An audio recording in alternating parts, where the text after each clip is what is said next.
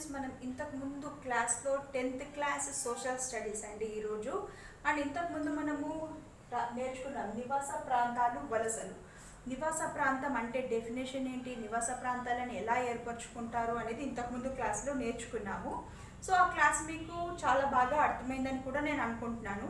And ఈరోజు వచ్చేసి నివాస ప్రాంతాలు ఎందుకు మారుతాయి, నివాస ప్రాంతాలు అనేవి మనం ఏర్పరచుకోవడం ఎలా ఏర్పరచుకుంటాము, నివాస ప్రాంతం నేర్చుకున్న తర్వాత మానవుల మీద ఎలాంటి పరిస్థితులు అనేది ప్రభావితం చేస్తాయి, మానవుడు అవలంబించే పద్ధతి కానీ, భాషా విధానం కానీ, సంస్కృతి కానీ ఏ రకంగా ఏర్పడుతుంది అనేది ప్రీవియస్ క్లాస్లో మనం ఆల్రెడీ నేర్చుకున్నాము. సో ఇప్పుడు వచ్చేసి నివాస ప్రాంతాలు ఎందుకు మారుతాయి, ఓకేనా అండి. నివాస ప్రాంతాలు అంటే ఏంటిది, ఒకానొక ప్రదేశంలో ఒకానొక భౌగోళిక పరిస్థితుల ఆధారంగా, మత సంస్కృతుల ఆధారంగా మనం నేర్చుకున్న ప్రాంతాన్ని నివాస ప్రాంతం అంటామని ఇంతకుముందు లెసన్లో మనం నేర్చుకున్నాం. సో అది మారుతూ ఉంటాయి. ఎందుకు మారుతూ ఉంటాయంటే, ఫస్ట్ ఎగ్జాంపుల్ వచ్చేసి విలేజెస్ అండి, ఓకేనా అండి. విలేజెస్ అంటే ఏంటి, పల్లెలు, అవునా కదా. అంటే మన పల్లెటూరులు. ఇంతకుముందు క్లాస్లో నేను చెప్పాను ఏముంటుంది పల్లెటూర్లలో మెయిన్గా వచ్చే ప్రొఫెషన్ ఏముంటుంది, టోటల్గా పీపుల్ ప్రొఫెషన్ ఏముంటుంది, వ్యవసాయం మీద ఆధారపడి ఉంటుంది. ఆ రోజు క్లాస్లో మనం నేర్చుకున్నాం విద్య ఎలా ఉంటుంది, విద్య ఉన్న చోట్ల ఎలా ఉంటుంది, విద్య ఉన్న చోట జీవన విధానం ఎలా ఉంటుంది, మానవుని యొక్క అనుకరణ ఎలా ఉంటుంది, వస్త్రధారణ ఎలా ఉంటుంది, సంస్కృతి ఎలా ఉంటుంది, భాషా విధానం ఎలా ఉంటుంది అనేది మనం నేర్చుకున్నాం. పల్లెటూర్లలో వచ్చేసి విద్య ఎక్కువగా ఉండదు, వైద్యం ఎక్కువగా ఉండదు, అండ్ విద్యుత్ సరఫరా అవి కూడా కొంచెం తక్కువగా ఉంటాయి. దానివల్ల మనుషులు ఇక్కడ ఉన్న వాళ్ళు కాస్త సిటీకి ఉన్న వాళ్ళకిన్నా ప్రతి దాని పరంగా కూడా కొంచెం వెనుకబడి ఉంటారని నేను ఇంతకుముందు క్లాస్లో మీకు చెప్పాను, అవునా కదా. అప్పుడు పల్లెటూర్లలో ఉన్నటువంటి ప్రజలు ఏం చేస్తారు, ఫర్ ఎగ్జాంపుల్ ఇక్కడ ఇంటర్మీడియట్ వరకు కాలేజ్ ఉంది అనుకుందాం, ఓకేనా అండి. ఇంటర్మీడియట్ వరకు కాలేజ్ ఉంది. సో అతను డిగ్రీ చదవాలంటే ఇంటర్ వరకు ఆపేసేయాలా, ఆపరు కదా. ఎడ్యుకేషన్ అనేది మనకి ఎక్కడి వరకు అయితే ప్రాసెస్ ఉంటుందో మనం అక్కడి వరకు మనం మ్యాక్సిమంగా ట్రై చేస్తూ ఉంటాం. అంటే ఒక క్లాస్ మనం చదివాక, ఫర్ ఎగ్జాంపుల్ ఇప్పుడు చిన్న ఉన్నప్పుడు 1వ తరగతి చదువుతారు, అర్ధ 2, 3 ఇట్లా పెంచుకుంటూ పోతాం. సో మన ఆర్థిక స్తోమత, మెయిన్గా మనుషులు ఏం చేయాలి, ఫస్ట్ ఆర్థికంగా స్థిరపడి ఉండాలి. ఆర్థికంగా స్థిరపడి ఉండాలి అని అంటే చదువుకోవడానికి వీలుగా ఉంటుంది. ఫర్ ఎగ్జాంపుల్ అతనికి ఆర్థిక పరిస్థితి బాగానే ఉంది, విద్యా వ్యవస్థ మాత్రం అక్కడ అందుబాటులో లేదు. అప్పుడు తను ఏం చేస్తాడు, విద్యా వ్యవస్థ ఎక్కడైతే ఉంటుందో అక్కడికి వెళ్తాడు, రైట్. ఒకవేళ వ్యవసాయం మీద ఆధారపడాడు అనుకున్నాం, అవునా. ఇక్కడ ఏం తీసుకున్నాం మనము, ఇక్కడ ఎడ్యుకేషన్ తీసుకున్నాం, రైట్. చదువు పరంగా తీసుకున్నాం. విద్యా వ్యవస్థ ప్రకారంగా ఒకవేళ ఈ విద్య పల్లెటూర్లలో ఒక స్టేజ్ వరకు మాత్రమే ఉంటే తదుపరి విద్యను అభ్యసించడానికి తను వేరే ఊరికి పయనం కావాల్సి ఉంటుంది, అవునా. ఒకవేళ తాను వ్యవసాయం మీద మాత్రమే ఆధారపడి ఉన్నాడు, వ్యవసాయం అంత బాగా ఉండడం లేదు అని అనుకుందాం. అప్పుడు తన ఫ్యామిలీలో ఒక 10 మంది ఉంటారనుకుందాం. ఈ 10 మంది కూడా వ్యవసాయం మీద ఆధారపడి ఉంటారు కదా. అప్పుడు దాంట్లో నుంచి కొంతమంది ఏం చేస్తారు, ఎవరైతే ఉన్నత విద్యకి వేరే ఊరికి వెళ్ళి చదువుకున్నారో వాళ్ళు ఏం చేస్తారు, వ్యవసాయం వచ్చి చేస్తారా, చెయ్యరు. సో వారికి ఉద్యోగ రీత్యా వేరే ఊరికి వెళ్తారు. దేని రీత్యా, ఉద్యోగ రీత్యా, అవునా కదా. ఇక్కడ దేనికి వెళ్ళారు ప్రజలు, కొంతమంది విద్యను అభ్యసించడానికి. ఇక్కడ దేనికి వెళ్ళారు, ఉద్యోగ రీత్యా వెళ్ళారు, అవునా కదా. సో మెయిన్గా నివాస స్థలాలు అనేది ఏ రకంగా మారుతుంది అని అంటే, ఒకటి విద్యను అభ్యసించడానికి వేరే ఊరికి వెళ్తారు, లేదా ఉద్యోగాన్ని వెతుక్కుంటూ వేరే ఊరికి వెళ్తారు. ఇంకా ఒక కారణం ఉంది, ఉద్యోగ రీత్యానే ఇంకొకటి ఉంటుందండి, ట్రాన్స్ఫర్, అవునా కదా. ట్రాన్స్ఫర్ అంటే తెలుసు కదండి, బదిలీలు, ఉద్యోగ బదిలీలు. ఫర్ ఎగ్జాంపుల్ ఒక హైదరాబాద్లో ఉద్యోగం చేసి ఒక బ్యాంక్ ఎంప్లాయ్ ఉన్నాడు అనుకున్నాం. 5 సంవత్సరాల తర్వాత అతనికి ట్రాన్స్ఫర్ వస్తుంది. అతను ఎక్కడికి వెళ్తాడో తెలియదు. సో అప్పుడు ఏం చేస్తాడు, తను ఉద్యోగ రీత్యా, తను ట్రాన్స్ఫర్స్ రీత్యా, బదిలీల రీత్యా వేరే ఊరికి వెళ్తూ ఉంటాడు. అంటే వెళ్ళిన చోట ఎక్కడో చెట్టు కింద ఉంటాడా, ఉండడు కదా. పోనీ బ్యాంక్లోనే ఉంటాడా, ఉండడు కదా. అక్కడ తను ఒక నివాస ప్రాంతాన్ని ఏర్పరచుకోవాలి. సో ఆ రకంగా ఉద్యోగ బదిలీల పరంగా కూడా నివాస స్థలాలు అనేది మారుతూ ఉంటాయి. వైద్యరీత్యా కూడా మారుతూ ఉంటాయండి. వైద్యరీత్యా కూడా మారుతూ ఉంటాయి. ఇది ఎలా ఓకే, వైద్యం ప్రకారంగా కూడా మారుతూ ఉంటాయి. వైద్యం ప్రకారం ఎలా మారుతాయని మీకు డౌట్ రావచ్చు. అది ఎలా మారుతుంది అని అంటే చెప్తాను. ఫర్ ఎగ్జాంపుల్, ఇప్పుడు పల్లెటూరులో ఒక వ్యక్తి ఉంటాడు.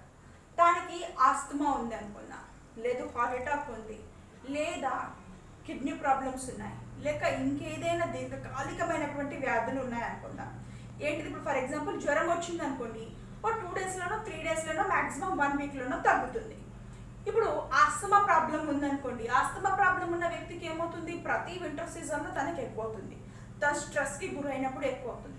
అలాంటప్పుడు తను ఏం చేస్తాడు, నిరంతరంగా వైద్యం ఎక్కడైతే అందుబాటులో ఉంటుందో తాను అక్కడికి మారాల్సి వస్తుంది. అవునా కదా? ఎందుకంటే పల్లెటూరులలో ఏదైతే ఉందో వైద్యం ఎక్కువగా ఉండదు అని నేను ఆల్రెడీ ఇంతకుముందు క్లాస్లో మీకు చెప్పాను. సో వైద్యం ఎక్కడైతే ఎక్కువగా ఉంటుందో అక్కడికి వెళ్ళాల్సి ఉంటుంది. అంటే తను ఎక్కడికి వెళ్ళాలి, మళ్ళీ టౌన్కో సిటీకో వెళ్ళాల్సి ఉంటుంది. సో ఇక్కడ కూడా ఇతను నివాస ప్రాంతం మారిందా లేదా? మారింది. సో ఎడ్యుకేషన్ పరంగా మారుతుంది నివాస ప్రాంతం, ఉద్యోగ పరంగా మారుతుంది, ఉద్యోగ బదిలీల వల్ల మారుతుంది, వైద్యం ప్రకారంగా కూడా మారుతున్నది నివాస ప్రాంతం అనేది. అవునా కదా? మరి నివాస ప్రాంతాలు వేరే ఊరికి వెళ్ళి ఏర్పరచుకోవడం ఎలా, మరి ఇంతమంది సిటీకి వెళ్తే ఎలా ఉంటారు అనేది ఇప్పుడు నేను మళ్ళీ ఎక్స్ప్లెయిన్ చేస్తాను, చూడండి. రైట్, ఇప్పుడు మనం నివాస ప్రాంతాలు అనేది వేరే ఊరికి వెళ్ళి వెళ్తాం. చూద్దాం మనం ఉండేది ఎక్కడండి. ఇప్పుడు ఫర్ ఎగ్జాంపుల్ ఇప్పుడు తెలంగాణ తీసుకుందాం. ఓకేనా అండి? తెలంగాణకి రాజధాని ఏదండి? తెలంగాణ రాజధాని ఏది? Very good, Hyderabad. రైట్. భారతదేశ రాజధాని ఏదండి చెప్పండి? ఢిల్లీ. ఓకేనా? ఢిల్లీ. రైట్. ఫర్ ఎగ్జాంపుల్ మన తెలంగాణలో ఉన్నటువంటి ప్రజలు ఉద్యోగపరంగా కానీ, విద్యాపరంగా కానీ, వైద్యపరంగా కానీ వెళ్ళాలి అని అంటే మనం ఎక్కడికి వెళ్తాము? హైదరాబాద్కి వెళ్తాం. రైట్.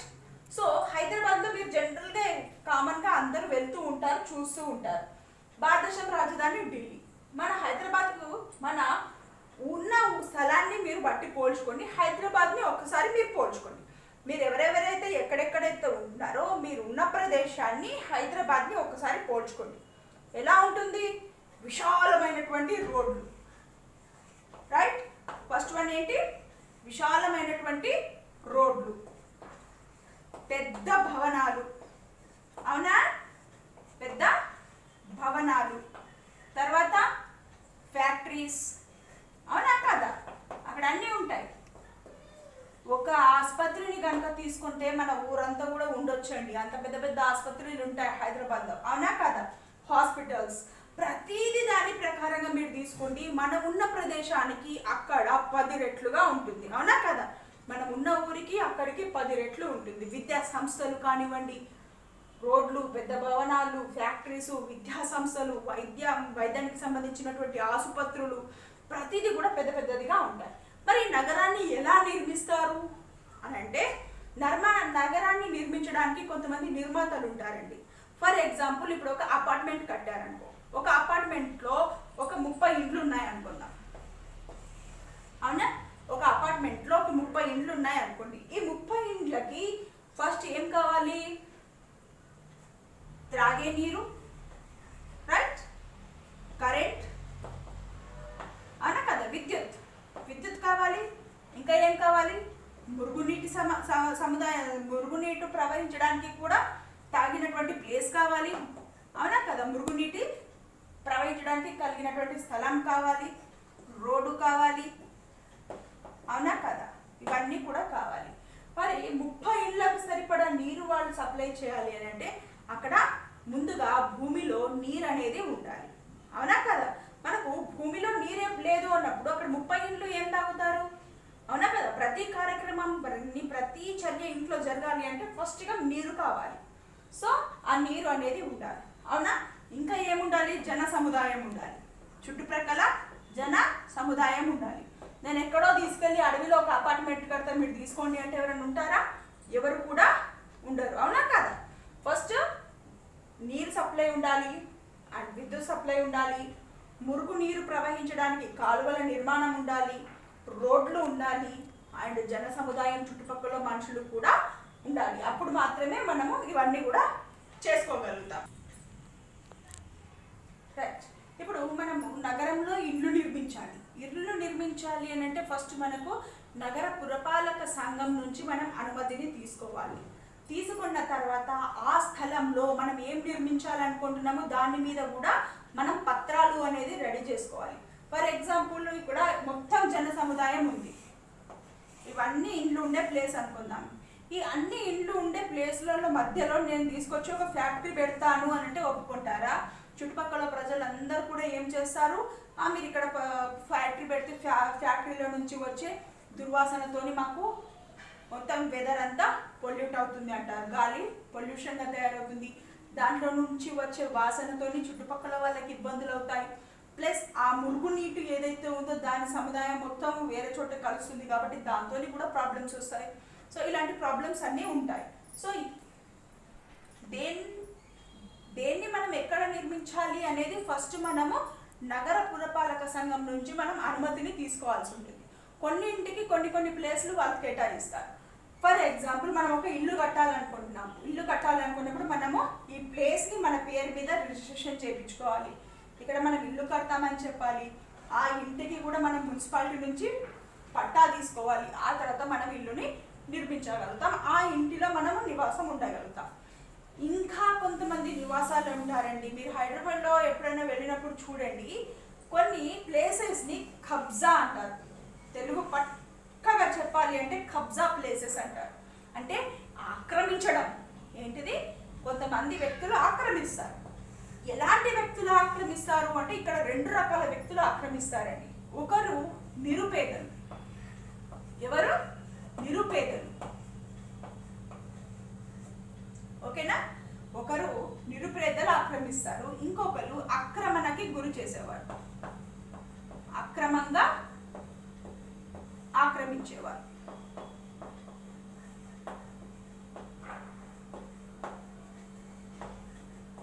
ఇంకా పక్కాగా చెప్పాలంటే గుండాలు, దాదాగిరీలు అని మనకు మూవీస్లలో కనిపిస్తూ ఉంటాయి కదా, ఆ రకంగా తీసుకోవచ్చు.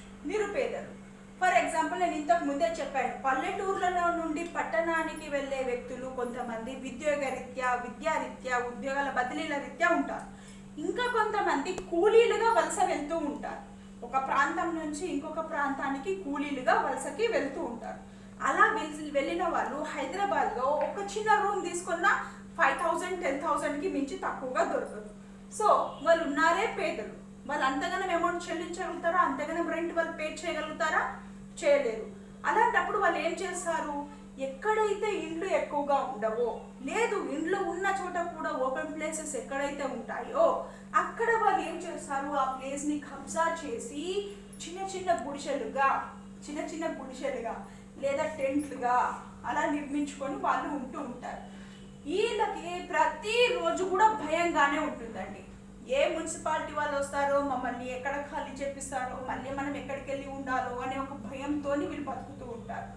వీళ్ళకి ఈ ప్లేస్ వీళ్ళ పేరు మీద ఉండదు. వీళ్ళు పక్కాగా ఇల్లు కట్టుకోవాలన్నా కూడా వీళ్ళకి రోజు భయంగా మాత్రమే వీళ్ళు జీవించాల్సి ఉంటుంది. ఎందుకంటే ఈ ప్లేసే వీళ్ళది కాదు, వీళ్ళు ఆక్రమణ చేశారు. ఈ ప్లేస్ ప్రభుత్వం దేనికి కేటాయించింది అనేది వాళ్ళకి తెలియదు. ఈ ప్రభుత్వం ఇంకా దేనికైనా కేటాయించవచ్చు. ఫర్ ఎగ్జాంపుల్ ఇప్పుడు మనం పట్టణంలో చూస్తూ ఉంటాం, హాస్పిటల్స్ ఉంటాయి, అవి ఉంటాయి అని చెప్పాను, పార్క్స్ ఉంటాయి, ప్లే గ్రౌండ్స్ ఉంటాయి, స్టేడియంస్ ఉంటాయి. అలా ఈ ప్లేస్ దేనికి కేటాయించారో ఈ ప్రజలకి తెలీదు. సో స్థానికంగా అప్పటి వరకు మాత్రం వాళ్ళు ఉండొచ్చు అని ఈ ప్లేస్లో వాళ్ళు గుడారాలు నిర్మించుకొని ఉంటూ ఉంటారు. మీరు సరౌండింగ్స్లలో కూడా చూడొచ్చండి. ఎలా అంటే బెలూన్స్ అమ్మేవాళ్ళు, రైట్? ఇప్పుడు చీపుర్లు అమ్ముతాం, అది అమ్ముతాం, ఇది అమ్ముతాం, బట్టలు అమ్ముతాం అంటూ తిరుగుతూ ఉంటారు. వాళ్ళు రాత్రిపూట ఎక్కడ ఉంటారండి? మీరు గమనించండి. మీ ఊరిలోనే ఎక్కడైతే ఓపెన్ ప్లేస్ ఎక్కువగా ఉంటుందో అక్కడ ఒక టెంట్ లాగా వేసుకొని, ఇలా ఒక టెంట్ లాగా వేసుకొని రాత్రుల్లో దీంట్లో పండుకుంటారు. డే మొత్తం ఓపెన్లో వండుకొని అక్కడే నివసిస్తూ ఉంటారు వాళ్ళు. అవునా కదా? రైట్. మీకు ఇప్పుడు అర్థం ఆక్రమించుకున్న ప్లేస్ ఏదైతే ఉందో వాళ్ళు కేవలం అప్పటి మందం నివాసం ఉండడానికి మాత్రమే ఇక్కడ ఏర్పాటు చేసుకుంటారు. సో అక్రమంగా ఆక్రమించే వాళ్ళు ఎవరైతే ఉంటారో జనరల్గా లోకల్ లాంగ్వేజ్లో చెప్పారంటే గుండాలు దాదాలు అని చెప్పారు. వీళ్ళు ఏం చేస్తారు అంటే దేనితో కూడా సంబంధం ఉండదు, వాళ్ళు మనుషులని బెదిరించి మరీ కబ్జా చేస్తారు. మనుషులని బెదిరించి కబ్జా చేస్తారు. ఫర్ ఎగ్జాంపుల్ ఈ ప్లేస్ ఏ అనే వ్యక్తిది అనుకుందాం. ఏ అనే వ్యక్తి మీద ఈ ప్లేస్ రిజిస్ట్రేషన్ అయి ఉన్నప్పటికీ వీళ్ళకి సంబంధం ఉండదు. వీళ్ళు ఏం చేస్తారు, ఈ కబ్జా చేసేసి ఈ ఏ అనే వ్యక్తిని బెదిరించో భయపెట్టో లేదు ఏదైనా అమౌంట్ కొంచెం అంత అమౌంట్ చెల్లించో వాళ్ళు ఈ ప్లేస్ని కబ్జా చేస్తారు. సో ఈ రకంగా కూడా నివాస ప్రాంతాలు అనేది ఏర్పడుతూ ఉంటాయి. కానీ ఇవి తాత్కాలికం మాత్రమే, పర్మనెంట్గా ఉండదు, అంటే శాశ్వతంగా ఉండదు, కేవలం తాత్కాలిక సమయం వరకు మాత్రమే ఉంటుంది. ఎవరిది ఈ నిరుపేదలది మాత్రం తాత్కాలిక సమయం అని చెప్పొచ్చు. ఫర్ ఎగ్జాంపుల్ గవర్నమెంట్ ఇక్కడ నుంచి వీళ్ళని తరిమేసింది అనుకోండి, మళ్ళీ ఇక్కడికి వెళ్ళి ఎక్కడ ఓపెన్ ప్లేస్లో మళ్ళీ వాళ్ళు నివాసం ఉంటారు. అర్థమైందా అంటే ఇక్కడ వరకు మీకు క్లాస్? ఇక్కడ వరకు మీకు అర్థమైంది కదా. అండ్ ఇంకొకటి, గవర్నమెంట్ ఏదైతే ఉందో ఇలా అక్రమంగా ఆక్రమించినటువంటి స్థలాలకి ఎటువంటి సదుపాయాలను కూడా కల్పించదు.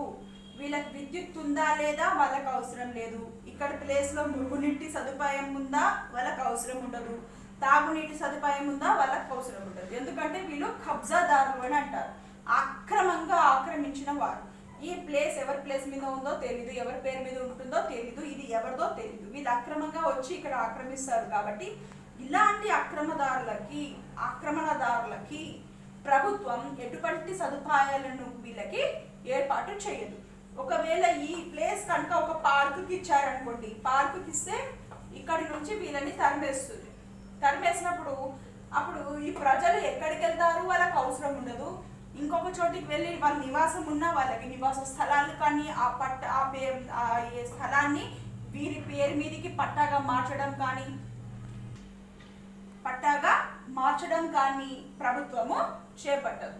అర్థమైందా అండి? సో ఈ రకంగా నివాస ప్రాంతాలు అనేది కబ్జాదారుల మీద ఆక్రపడి ఉంటుంది, నిరుపేదలకి ఏర్పడిపోతుంది వేరే విధంగా. అండ్ ఎవరైతే పల్లెటూళ్ళ నుంచి పట్టణాలకు వెళ్తారో అక్కడి ప్రజలకి. అండ్ ఇంకొక పాయింట్ చెప్తానండి మీకు. ఫర్ ఎగ్జాంపుల్ స్థలం అనేది ఈ భూమి మీద ఇంత ఉందనుకుందాం. స్థలం ఈ భూమి మీద మొత్తం, ఈ ప్రపంచం మొత్తం మీద భూమి ఇంత ఉంది. మరి ప్రజలు ఒకప్పుడు ఇంతున్నారు, తర్వాత ఇంత అయ్యారు, తర్వాత ఇంత అయ్యారు, ఆ తర్వాత ఇప్పుడు ఇంతున్నారు. మరి ప్లేస్ పెరిగిందా జనాభా పెరిగినట్టు? పెరగలేదు. ప్లేస్ అలాగే ఉంది, స్థలం అలాగే ఉంది, భూమి ఎంత ఉందో అంతే ఉంది, ప్రజలు మాత్రం పెరుగుతూ ఉన్నారు. అవునా కదా? అందుకని వీళ్ళందరికీ ప్రపంచంలో అందరికీ ఉండడానికి నివాస స్థలం అనేది కావాలి. అందులో ప్రభుత్వానికి సంబంధించిన స్థలం ఉంటుంది, వినోదాల కోసం సంబంధించినటువంటి ప్లేస్ ఉంటుంది, రోడ్లకి కొంచెం స్థలం వెళ్తుంది, మిగతా స్థలంలో ఇళ్ళు కట్టుకోవాలి. సో ఈ స్థలం వాల్యూ అనేది పెరుగుతూ ఉంటుంది, స్థలం యొక్క వాల్యూ పెరుగుతూ ఉంటుంది, భూమి యొక్క విలువ పెరుగుతూ ఉంటుంది. సో ప్రతి ఒక్క ప్రజడికి భూమి కొనుక్కొని ఆ భూమిలోనే ఇల్లు కట్టుకోవాలి అని అంటే వీలవుతుందా? అవ్వదు. కానీ అతనికి నివాస స్థలం అనేది కావాలి. సో అందుకని కొత్తగా ఈ అపార్ట్మెంట్స్ అనేవి వచ్చాయండి. అంటే తక్కువ స్థలంలో ఎక్కువ ఇల్లు. అర్థమైందా? సో ఫ్రెండ్స్, ఇప్పుడు మనము ఈ దాంట్లో స్టూడెంట్స్ మనము నివాస ప్రాంతాలు ఎందుకు మారుతాయి అనేది విన్నాం. అయినా ఈ క్లాస్ ఇక్కడికి అర్థమైంది, మీకు అర్థమైందని కూడా నేను అందరికీ అనుకుంటున్నానండి. అండ్ మనం నెక్స్ట్ టాపిక్లో వచ్చేసి నివాస ప్రాంతాలు ఎటువంటి ప్రాంతంలో ఏర్పరచుకుంటారు అనేది మనం నెక్స్ట్ క్లాస్లో చూద్దాము. అండ్ ఈ క్లాస్కి సంబంధించి నేను కొన్ని క్వశ్చన్స్ ఇస్తాను, వాటిని మీరు ఆన్సర్స్ చేసుకోండి. దాన్ని బట్టి మీకు లెసన్ ఎంతగా అర్థమైంది అనేది తెలుస్తుంది. అండ్ కింద డిస్క్రిప్షన్స్లో నేను ఆన్సర్స్ ఇస్తాను, దాన్ని ఒకసారి మీరు టాలీ చేసి చెక్ చేసుకోండి. యా స్టూడెంట్స్, ఇక్కడ నేను మీకు ఇప్పుడు 6 క్వశ్చన్స్ ఇచ్చానండి. అండ్ ప్రీవియస్ క్లాస్లో నేను ఇప్పటివరకు మీకు 4 లెస్ క్వశ్చన్స్ మాత్రమే ఇచ్చాను. అండ్ ఇప్పుడు నేను 6 క్వశ్చన్స్ ఇచ్చాను. దీన్ని బట్టి మీరు క్వశ్చనింగ్ ఎక్కువగా చేయవచ్చు, దానివల్ల మీరు లెసన్ని ఎక్కువగా అవగాహన చేసుకోవచ్చు అని చెప్పేసి నేను 6 క్వశ్చన్స్ ఇచ్చాను. ఫస్ట్ క్వశ్చన్ క్వశ్చన్, నివాస ప్రాంతాలు మారుతాయా? ఎందుకు మారుతాయి అనేది ఆన్సర్ చూసుకోండి. నివాస ప్రాంతాలు మారుతాయా? అయితే మారుతాయి అంటే అవును అని పెట్టండి, మారదు అంటే కాదు అని పెట్టండి. ఓకేనా? సెకండ్ క్వశ్చన్, నివాస ప్రాంతాలు ఏ కారణాల వల్ల మారుతాయి? ఇంకోసారి రిపీట్ చేస్తాను, నివాస ప్రాంతాలు ఏ కారణాల వల్ల మారుతాయి? థర్డ్ క్వశ్చన్, నివాస ప్రాంతాలు ఎన్ని రకాలు, అవి ఏవి? ఏంటండి? నివాస ప్రాంతాలు ఎన్ని రకాలు, అవి ఏవి? ఫోర్త్ వన్, తెలంగాణ రాజధాని ఏది? ఏంటి? తెలంగాణ రాజధాని ఏది? ఫిఫ్త్ క్వశ్చన్, భారతదేశ రాజధాని ఏది? ఇక్కడ తేడా ఉంది, తెలంగాణ భారతదేశం, తెలంగాణ రాజధాని ఏది అండ్ భారతదేశ రాజధాని ఏది? సిక్స్త్ క్వశ్చన్, నివాస ప్రాంతాలు ఏర్పాటు చేసుకోవడానికి ఎవరి అనుమతి తీసుకోవాలి? ఓకేనా? ఒక చోట మనం నివాస ప్రాంతం ఏర్పాటు చేసుకోవాలంటే ఎవరి అనుమతి అనేది తీసుకోవాలి? ఈ 6 క్వశ్చన్స్కి మీరు ఒక పేపర్ మీద ఆన్సర్ రాసుకోండి. దాన్ని నేను ఆన్సర్స్ డిస్క్రిప్షన్లో ఇస్తాను. మీరు రాసుకున్న తర్వాత కింద డిస్క్రిప్షన్లో చెక్ చేసుకోండి ఎన్ని ఆన్సర్స్ మీకు కరెక్ట్గా వచ్చాయి. దాన్ని బట్టి మీకు లెసన్ ఎంతగా అర్థమైంది అనేది మీరు చేసుకోవచ్చు. ఆ తర్వాత మీరు నాకు దీనికి సంబంధించినటువంటి ఇంకేమైనా డౌట్స్ ఉన్నా, లేదు అర్థమైంది అర్థం కాలేదు ఇంకా మీకు ఎలా అయినా వినాలనుకుంటున్నారు అనేది ఏమైనా డౌట్స్ ఉన్నా కింద కామెంట్ బాక్స్ ఉంటుంది కదా, దాంట్లో టైప్ చేయండి. నేను దాన్ని బట్టి మళ్ళీ మీకు లెసన్ ఎక్స్ప్లెయిన్ చేయడం అనేది జరుగుతుంది. Thank you for watching.